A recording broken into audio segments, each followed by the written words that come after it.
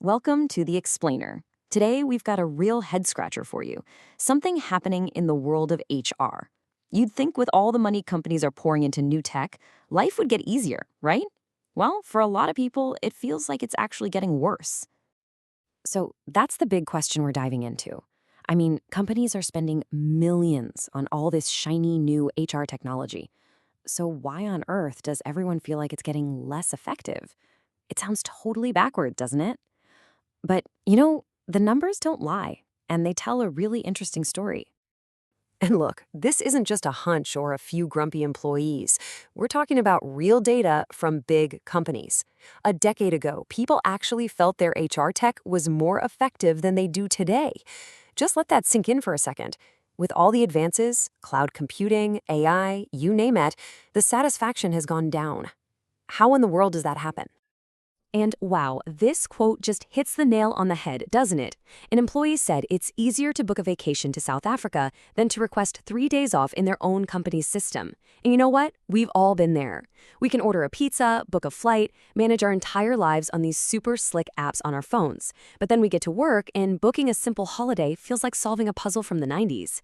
It's this massive gap between what we know is possible with tech and what we actually experience. Okay, so to really get our heads around why this is happening, let's zoom in a bit. Let's take a look at a real world example of how technology has totally transformed a single, super important job in HR over the last 20 years. I'm talking about the recruiter. Now, this change didn't just happen overnight. It was a journey, really. You go back a couple of decades and recruiters were just trying to keep track of everything in Excel spreadsheets and emails. Then came the first big step, integrated systems to track applicants. From there, as companies expanded globally, they had to standardize everything.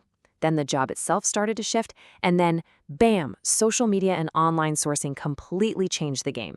Every single one of these steps was a direct result of new tech popping up. And just look at the difference at the end of that journey. The job is almost unrecognizable. We went from a recruiter being, kind of an admin person who just processed piles of applications to someone who is now a strategic consultant. They're not just filling jobs. They're out there sourcing top talent, building the company's brand online. And to do that, they need to be tech savvy, a social media guru, and a killer communicator. It's a whole new ballgame. And right here, this is the big takeaway from that recruiter story. Technology is never just about the tool itself. It's a domino effect. It forces us to change our processes, and it demands totally new skills from our people. You just can't buy a fancy new piece of software, plug it into an old, clunky process, and hope for the best. It doesn't work that way. The people, the process, the whole way of working has to change with the technology. So that idea leads us perfectly into this really useful way of thinking about things. It's a framework that helps explain why just throwing more tech at a problem is never the answer. It's called a work system, and it's all about looking at the entire puzzle, not just one piece. So, what exactly is a work system? It sounds a bit academic, but it's super simple.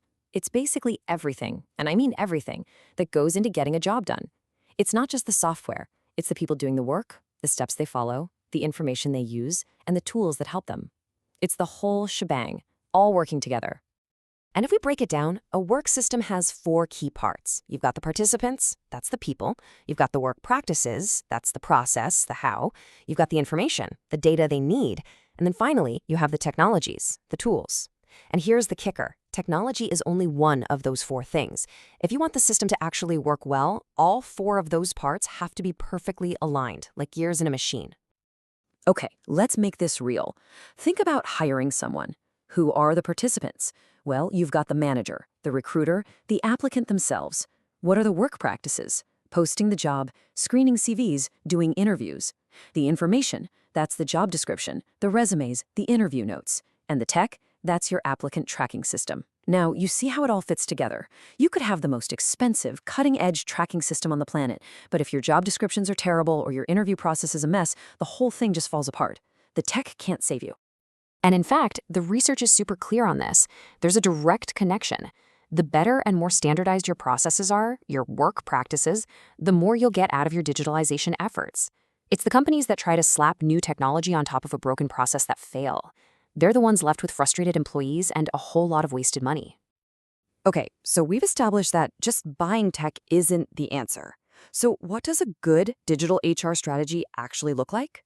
Well, it means shifting your thinking from just implementing software to true transformation. And that really boils down to two big questions. First, what business value are we actually trying to create? And second, how are we going to build the skills and culture to pull it off? And really, it's like two sides of the same coin. You've got the what? That's the goal, the business value. Things like creating a fantastic employee experience or using analytics to make smarter decisions about your workforce. But then you have the how. And this part is just as crucial. It's about building the muscles inside your HR team to actually deliver on the what.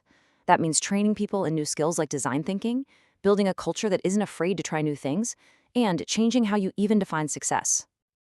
At the end of the day, here's the bottom line. A successful digital HR strategy isn't about doing the same old things, just, in a more digital way. It's not about automating a messy process. It's about using technology as a launch pad to generate completely new business value. It's a huge mindset shift. You stop being a cost center and start becoming a value-creating part of the business. So that leaves us with one final big question for you to take back to your own organization. And it's a simple one. Are you just installing software, or are you truly redesigning work? Are you just buying the latest tool and hoping it magically fixes everything? Or are you taking a hard look at the whole work system, the people, the processes, and the tech to build something better? Because really, the answer to that question is everything.